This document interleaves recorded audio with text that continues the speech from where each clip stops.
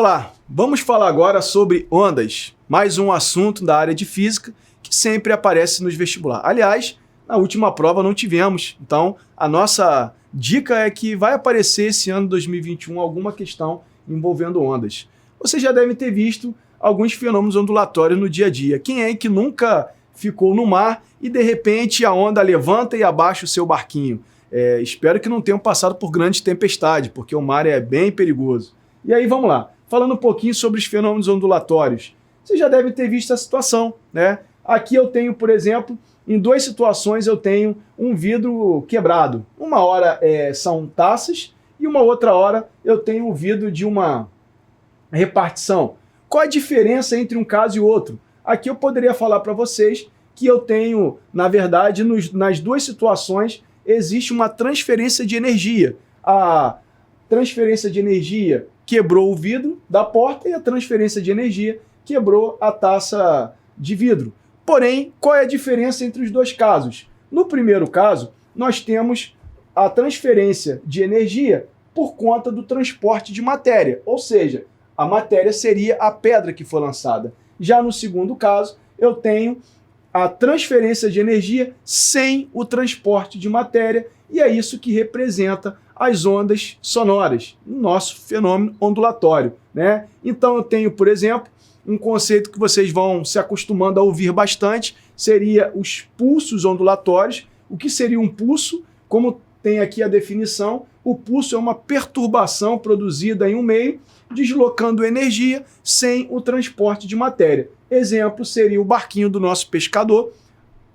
Vocês percebam que, na verdade, ele tem um movimento, né? Ele tem um movimento na vertical, ele sobe e ele desce, então, na verdade, ele está sofrendo um deslocamento, ele está recebendo energia, vamos dizer assim, mas não tem o transporte de matéria, ele não se desloca. E aí, quando você tem uma sequência de pulsos, essa sequência de pulsos é chamada de onda. Temos classificações para os pulsos. Ou nós temos um pulso longitudinal, né? Ou nós temos um pulso transversal, lembrando que o longitudinal você tem a mesma direção e o transversal nós temos direções formando 90 graus, né? Entre o pulso e o seu movimento. Bom, como calcular a velocidade de um pulso? É bem simples, coloquei para vocês dois casos. O pulso em uma corda pode ser calculado através da velocidade, a velocidade sendo calculada através da raiz da tração dividido pela massa específica da corda, raiz de T sobre μ, ou o pulso relacionado a um pulso sonoro poderia ser calculado através da multiplicação 1,4 vezes R vezes T dividido por M, passando uma raiz, né? Lembrando aí que o R representa a constante universal dos gases, o T a gente está considerando como a temperatura do gás em torno, e M seria a massa molecular do gás, isso aí para um pulso sonoro. Característica das ondas. Acho que todos vocês já jogaram uma pedrinha dentro de uma bacia com água, e aí de repente vocês começam a perceber que a água vai criando, na verdade, ondas, tá? Essas ondas, a gente tem definições técnicas como o raio, as frentes de onda são, na verdade, o que nós temos aqui. Lembra que a bolinha vermelha é como se fosse a nossa pedrinha, que ela foi jogada, ela criou essas ondas que vão se deslocando, e aí representação, o raio seria, na verdade, o raio da onda, né? É o raio que vocês estão acostumados de uma trajetória circular, e as frentes de onda seria, na verdade, o pulso que foi formado e começa a se deslocar, e aí é possível calcular através daquelas equações que colocamos anteriormente. Bom, um outro conceito muito importante é o conceito de amplitude. O que seria amplitude? Aqui vocês estão vendo uma onda que continuaria, e o princípio de amplitude é o que a gente chama, né, onde a gente tem aqui o nosso ponto central, é a altura, vamos dizer assim, é o valor máximo que eu tenho da minha oscilação. Essa representação a gente chama isso de amplitude. Intensidade é a quantidade de energia que a gente tem em cada unidade de área por unidade de tempo. Um outro conceito bem importante é o conceito do comprimento de onda. O que seria o comprimento de onda? Então aqui nós temos a onda, e aí o comprimento de onda seria a distância entre duas cristas, né? Ele é representado pelo lambda do alfabeto grego, ou a gente pode considerar, né, o comprimento de onda uma volta completa. Percebam que daqui em diante essa volta se repete, ou podemos calcular também através de dois vales, né? Então o ponto mais alto é chamado de crista, o ponto mais baixo é chamado de vale, e o comprimento de onda pode ser a distância entre duas cristas, dois vales, ou uma oscilação completa, tá? Dois conceitos também muito importantes que vocês vão a todo momento encontrar é o conceito do período e da frequência. O que seria o período? Período é o tempo gasto para uma oscilação completa. Frequência é o número de oscilações que você tem num determinado intervalo de tempo, né? Então o período ele é expresso em segundos no sistema internacional, e o número de oscilações completas em um segundo a gente chama de hertz. Vocês já devem ter visto isso, né? Seria oscilações por segundo. E aí, passando para vocês, vocês já devem ter visto também a equação fundamental da onda. Lembra que velocidade, a velocidade de propagação, a onda se propaga. A velocidade de propagação ela pode ser representada. Primeiro, velocidade escalar ela pode ser definida dividindo o deslocamento pelo intervalo de tempo, ΔS sobre ΔT. Quem seria o deslocamento? O deslocamento seria, no caso, o nosso lambda, né, que é o comprimento de onda. E o intervalo de tempo para uma volta completa a gente chama de período. Então eu posso escrever a equação fundamental da onda sendo V igual a lambda sobre T. Lembrando que a frequência é o inverso do período, ou o período o inverso da frequência. Então, substituindo aí, né, a frequência pelo inverso do período, lembrando que eu já mostrei para vocês aqui, ó, frequência é o inverso do período, ou período é o inverso da frequência, e aí substituindo eu fico com a expressão mais conhecida, que é V igual a lambda vezes F. Aqui eu coloco para vocês um pouquinho das ondas sonoras. As ondas sonoras, nós temos aí 3 tópicos bem interessantes. Vou falar um pouquinho do primeiro agora, que está relacionado à intensidade. Bom, todo mundo aí já deve ter escutado, ei, opa, fulano, abaixa o som aí, tá muito alto. Galera, vamos tomar cuidado com as definições, porque tecnicamente a altura de um som é um outro assunto que a gente vai falar no tópico C. Eu queria passar para vocês a seguinte ideia: intensidade está relacionado, na verdade, à amplitude. Intensidade está relacionado a aumentar ou abaixar o volume do seu aparelho de som, né? Então a intensidade sonora ela vai definir se o som é forte ou o som é fraco. Está relacionada à amplitude, como vocês estão vendo aqui, ó. Então aqui eu teria um som com um som, vamos dizer, mais fraco, aqui um som mais forte, né?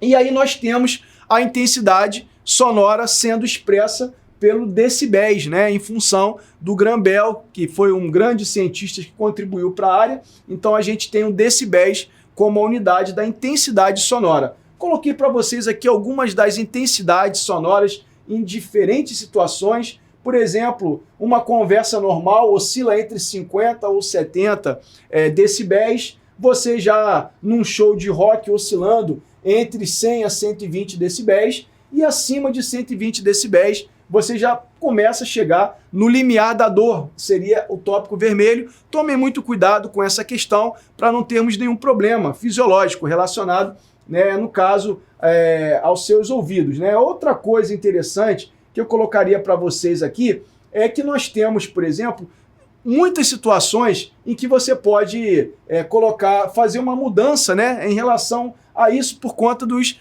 EPIs. Se você está num local onde a intensidade sonora é muito alta, utilize um EPI para que você não tenha nenhum dano. Outra característica das ondas sonoras é o timbre. Vocês estão percebendo aqui que nós temos ondas com formatos diferentes. Aqui seria o diapasão, o violino, são instrumentos musicais, clarinete, a flauta. Percebam que todas elas têm a mesma característica, porém, alguma coisa é diferente entre uma e outra. Eu diria para vocês que o timbre é a assinatura de cada instrumento musical ou a assinatura de cada onda sonora. Imagina que você tem a sua impressão digital, né? Ninguém no mundo vai ter uma impressão digital igual a sua. Por mais que você tenha um irmão gêmeo, uma pessoa muito parecida, algo vai sair diferente. A mesma coisa acontece com o timbre. Então o timbre, na verdade, é uma característica que diferencia dois sons que apresentam a mesma frequência. Alguma coisa entre eles vai ser diferente. E por fim, seria no terceiro tópico, como eu falei para vocês, que seria a altura, né? Ah, o som tá alto ou tá baixo? A altura está relacionada, na verdade, à frequência. Lembra que frequência é o número de oscilações efetuado em cada intervalo de tempo. Então, nós temos som que são bem graves e som que são bem agudos. Então, o som grave seria um som com, se vocês estão percebendo aqui, ó, com baixa frequência, né? Frequência pequena, ó, poucas oscilações. E um som agudo seria um som com muitas oscilações. No caso do ser humano, a gente está falando por conta da vibração das nossas cordas vocais, né? Então a pessoa que tem um som mais agudo acaba tendo aí, no caso, as cordas vocais vibrando mais intensamente que os sons mais graves. Bom, falar um pouquinho também das ondas eletromagnéticas. As ondas eletromagnéticas, elas são originadas por conta de uma junção entre campo elétrico e campo magnético.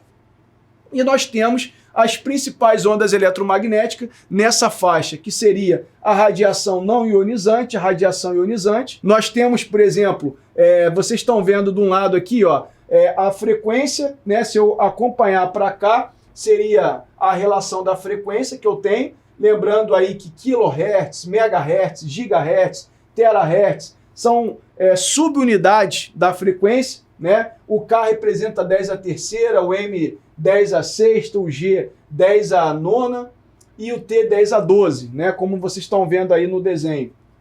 E eu tenho aqui as principais ondas, né? Lembrando que a nossa faixa visível está aqui, ó, entre 700 nanômetros a 400 nanômetros. E aí para baixo eu tenho infravermelho, micro-ondas, rádio, para cima ultravioleta, raio-x e raio gama.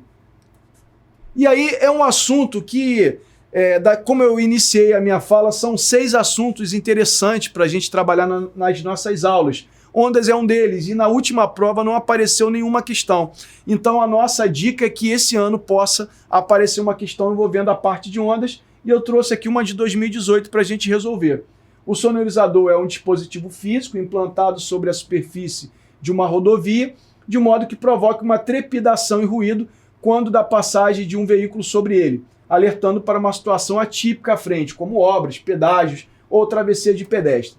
Ao passar sobre os sonorizadores, a suspensão do veículo sofre vibrações que produzem ondas sonoras, resultando em um barulho peculiar. Considere um veículo que passe com velocidade constante igual a 108 km por hora sobre um sonorizador, cujas faixas são separadas por uma distância de 8 centímetros. Disponível em detran.gov.br, acessado em 2 de setembro de 2015. A frequência da vibração do automóvel, percebida pelo condutor durante a passagem nesse sonorizador, é próxima de... Bom, primeira coisa, ele quer calcular a frequência. Todo mundo aí já deve ter visto o sonorizador quando você passa com um veículo, né, daquela trepidação, e aí tem o som, tem o barulho, tem o ruído. Como que vocês vão calcular a frequência desse ruído? Primeiro, frequência está relacionada à equação V igual a lambda vezes F. Velocidade de propagação da onda sonora, comprimento da onda, frequência da onda. Bom, o veículo se desloca a 108 km por hora. Lembrando que no sistema internacional a velocidade é em metros por segundo. Como converter de quilômetro por hora para metro por segundo? A gente divide por 3,6. Dividindo por 3,6, 108 dividido por 3,6 dá 30. Então, lembra que nós já temos a velocidade, né? O comprimento de onda diz aí que nós temos uma distância entre um e outro separado por 8 centímetros. Vamos passar para metro, né? Centímetro para metro a gente divide por 100. E aí eu tenho, então, no lugar da velocidade, vou colocar 30. No lugar do comprimento de onda, eu coloco 0,08. E aí o 0,08 passa para baixo dividindo. Eu vou ter a frequência 30 dividido por 0,8, que dá 375 Hz. Essa é a frequência que a gente tem em função da trepidação do ruído. E seria outra questão que a gente pode abordar aqui também rapidamente, falando sobre ondas, é uma questão de 2017. A gente tem a seguinte questão. A figura mostra como a emissão de radiação eletromagnética para 5 tipos de lâmpada. Metálico, tungstênio, mercúrio, xenon e LED. As áreas marcadas em cinza são proporcionais à intensidade da energia liberada pela lâmpada. As linhas pontilhadas mostram a sensibilidade do olho humano e os diferentes comprimentos de onda. Ultravioleta e infravermelho são as regiões, UV e IV são as regiões do ultravermelho e infravermelho, respectivamente. Um arquiteto deseja iluminar uma sala usando uma lâmpada que produza boa iluminação, mas que não aqueça o ambiente. Qual tipo de lâmpada melhor atende ao desejo do arquiteto? Aqui nós temos então a representação das 5 lâmpadas. Ele quer 2 coisas, né? São 2 características importantes. Ele quer uma boa iluminação e ele não quer aquecer o ambiente. Então o que vocês vão procurar? A lâmpada que se encaixa nessa parte, né, das 5 lâmpadas que nós temos, imagina que vocês vão procurar uma lâmpada que tem uma boa sensibilidade em relação aos olhos, né? A sensibilidade, a luz visível está aqui, ó, nessa faixa aqui, né? Então vou procurar uma lâmpada que tenha um gráfico razoável nessa parte da luz visível, e aí vocês já vão percebendo, por exemplo, que algumas nem aparecem nessa faixa, nessa região, e eu também quero uma que não esquente muito o ambiente. Então, para não aquecer muito o ambiente, o infravermelho dela tem que ser bem baixo, né? E aí é que melhor se assemelha a isso seria a lâmpada LED. Boa iluminação, lembra que esse pontilhado representa a iluminação, e baixo aquecimento, já que não tem nada do lado diferente das demais. Era isso que eu queria trazer para vocês na aula de ondas, e nos aguardem para os próximos assuntos. Fiquem com Deus.